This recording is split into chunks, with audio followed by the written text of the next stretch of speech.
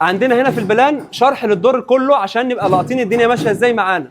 احنا عندنا هنا 3 اوض، ادي اوضه ماستر، وعندي ركنه في المكان ده، وعندي اوضه ثانيه ورايا كده، وعندي اوضه ثالثه هناك. عندي في الدور ده كده 3 اوض، كل اوضه بيكون فيها دريسنج وحمام. انا في فيلا فبعمل لكل اوضه جناح لوحدها، تمام. عندي في المنطقه اللي في السنتر دي لازم تبقى فاضيه معايا عشان انا في فيلا. ما ينفعش ان انا ابقى انا في فيلا واروح احط فرش ومساحات حركه مش مظبوطه، فببتدي ان انا اوزع كل حاجه باصول هندسيه.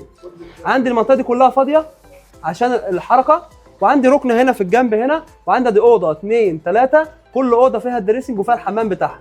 عندي بلكونه هنا في الليفنج، وعندي بلكونه في الغرفه اللي هناك على البحر هناك، تمام.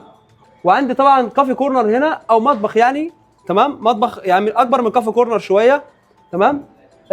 عشان يخدم الدور. ما ينفعش يبقى عندي دور فيه 3 غرف وفي التفاصيل دي كلها ما احطلوش مطبخ، فحطينا له مطبخ هنا اوبن برضو بحيث ان هو يخدم الدور بالكامل، تمام. دلوقتي احنا هنتكلم في تفصيله مهمه قوي لها علاقه بشغل الكهرباء. احنا هنا عندنا زي ما انتم شايفين كده المجاميع الاساسيه دي ثابته في كل الشغل بتاعنا. اي حد هيدخل شغل احنا عملناه هيلاقي المجاميع الاساسيه دي موجوده فيه، تمام. عندنا هنا زي ما انتم شايفين دي مجموعه شاشه، مجموعه الشاشه دي ثابته في كل الشغل. اول حاجه عندي علبتين للكهرباء، تمام. بعد كده عندي علبتين التيار الخفيف، بعد كده عندي الاتش دي، تمام. اظن الكل بقى عارف الكلام ده وكل الموضوع ده بقى سهل جدا عند الناس كلها. بس انا عندي تفصيله مهمه قوي خلي بالكم منها. انا ما ينفعش افتح العلبتين دول على بعض، ما ينفعش احط مشترك بين ده وده. ما ادخلش موقع يا باشمهندسين بعد اذنكم والاقي في مشترك هنا بين دي ودي، بين الكهرباء وبين التيار الخفيف، تمام. فانا بالنسبه لي الكهرباء ماشيه مع الكهرباء، نازله رايحه لحالها، التيار الخفيف نازل لوحده رايح لحاله. الكابل الاتش دي واصل بين العلبتين دول بس عشان لو في اي بلاي ستيشن او في اي جهاز كاميرا او دي في دي او اي حاجه تحت في الوحده اللي تحت ما يبقاش في سلك طالع في ورا الشاشه. احنا هنا عندنا في بند الكهرباء بس في تفاصيل كتيره جدا. في الفيلا هنا عندنا زي ما انتم شايفين عندنا 4 لوح كهرباء. هذا واحد، وفي واحده هنا، تمام، وفي واحده هنا، وفي واحده هنا. فنركز قوي في التفاصيل دي لان الموضوع ده بيبقى موضوع خبره كده كده لازم تمر بيه عشان تعرف تعمله. مهما درست ومهما سمعت مش هتعرف تعمله، لازم تمر بيه عشان تعرف تعمله. فخد خلفيه دلوقتي عشان تبقى عارف ان في حاجات كده كده هتمر عليك، تمام. احنا بالنسبه لنا الفيلا هنا بالراحه كده حسبه بسيطه خالص. الكهرباء بتتحسب ازاي؟ انا بالنسبه لي عندي مثلا 15 تكييف، عندي في الفيلا كلها 15 تكييف. التكييف الواحد تقريبا 4-5 كيلو، تمام. فانا بالنسبه لي دلوقتي عندي الكيلو، التكييف الواحد بيديني 5 كيلو، عندي 15، فانا دخلت في 45 كيلو كهرباء للتكييفات، تمام. بعد كده دخلنا في السخانات الفوري الواحد تقريبا ب 10 كيلو، تقريبا هجيب 10 كيلو هنا او 12 على حسب. انا بتكلم كل كلامي تقريبا. مش احنا لما نيجي نشتري سخان فوري بنسال نقول السخان ده كام كيلو؟ 12 9 6.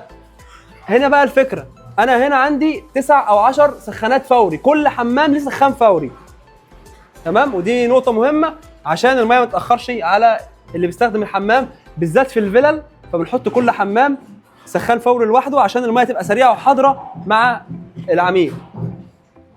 10 كيلو في 10 سخانات قد كده 100 كيلو، وعندي 50 مثلا كيلو تكييفات، يبقى انا عندي 150 كيلو. الفيلا كلها الدور الواحد بياخد برايز واناره ممكن 3 كيلو. الدور الواحد برايز واناره هياخدوا 3 كيلو معايا. عندي 4 ادوار تقريبا، فدخلت في 15 كيلو برايز واناره في الفيلا كلها. فانا كده دخلت 165 كيلو كهرباء للفيلا كلها. باخد ال 165 دول بضربهم تقريبا في 5، لان الكيلو الواحد بيديني 5 امبير، تمام. الكيلو الواحد بيديني 5 امبير. باخد ال 165 اضربهم في 5 هيدوني 750 كيلو مثلا امبير، 750 امبير. باخد الامبير بقسمه على 3 فاز لان انا عندي الشغل هنا 3 فاز، فيطلع لي المفتاح الواحد 250 امبير. مفتاح لو قسمته على 3 يبقى الفازه عايزه كام؟ مفتاح 250 امبير. زي ما انتم شايفين ده المفتاح ال 250 امبير. طبعا لو دخلنا في تفاصيل فنيه هنتكلم كتير. لو دخلنا في تفاصيل الخامات هنتكلم اكتر واكتر. هتجيب اللوحه منين؟ هتجيبها اي بي بي اصلي ولا لا؟ هتجيبها هتتعمل بمناسيب معينه ولا لا؟ هيسيب لك مساحه تعرف تتحرك فيها وتوصل اسلاكك ولا لا؟ انا عايز اقول لكم ان اللوحه دي معمول لها سيكشن مخصوص رايح للمورد المعتمد من اي بي بي الاصلي. تمام؟ فكل حاجه وفيها تفاصيلها، كل حاجه وبتاخد مجهود، كل حاجه وبتاخد هيدك. لو انت ما ركزتش في التفاصيل هيحصل لك مشاكل كتيره جدا. احنا هنا لما جينا دخلنا الفيلا لقينا ان في هنا اوضه كده، باب هنا كده، في باب يدخلك على في فراغ هنا 30 سم متساب ملوش اي 60 لازمه. تمام؟ في هنا حيطه ماشيه ومنهيه مع القد ده زي ما انتم شايفين كده، في طرف رباط هنا اهو. كان في حيطه هنا كده، الحيطه دي ماشيه كده اخرها هنا كده وماشيه لحد الاخر. تمام؟ لقينا المكان ده ملوش لازمه، عملنا ايه؟ شلنا الاوضه دي، شلناها كسرناها ورمناها وابتدينا ان احنا نوسع في المكان ونستغل المكان. قابلت لنا مشكله فاحنا ابتدينا ندي حلول. تمام؟ فبالنسبه لنا هنا الاسانسير كان 12 سم بس، فجيت انا عندي مشكله في صرف التكييف الكونسيل، بالنسبه لي ما ينفعش يمشي الا يروح على الاوضه اللي ورا دي اقرب حاجه ليه، وانا بالنسبه لي المسارات بالنسبه لي مهمه جدا، فلازم انا اوصله لاقرب نقطه. فعملت ايه؟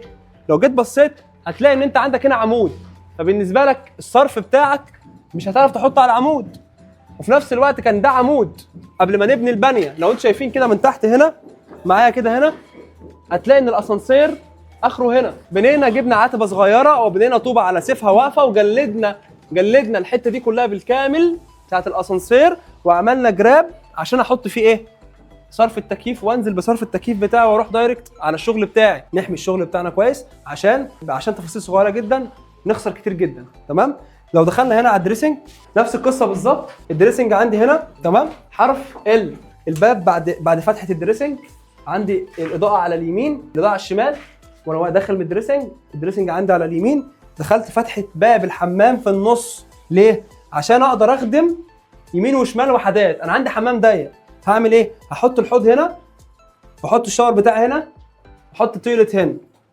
وطبعا نحب نشكر مهندس عمر مهندس الموقع. احنا كنا عاملين تصميم غير التصميم ده، احنا كنا جايبين الشاور هنا زي ما انتم شايفين كده اهو. وده ميزه المهندس الشاطر، شغال في الموقع بيدي حلول. تمام؟ الحلول بتجي لنا بنشوفها بندرسها بنقبلها بنشتغل عليها. مهندس عمر هنا اقترح ان احنا نبتدي ان احنا نحط الحوض هنا ونحط الشاور هنا. في البدايه خالص واحنا في التعديلات المعماريه لما اشتغلنا الشوب درونج برضو واحنا بننفذ الشوب درونج، ودي تفصيله مهمه ان انت ما تنفذش الشوب درونج بالحرف.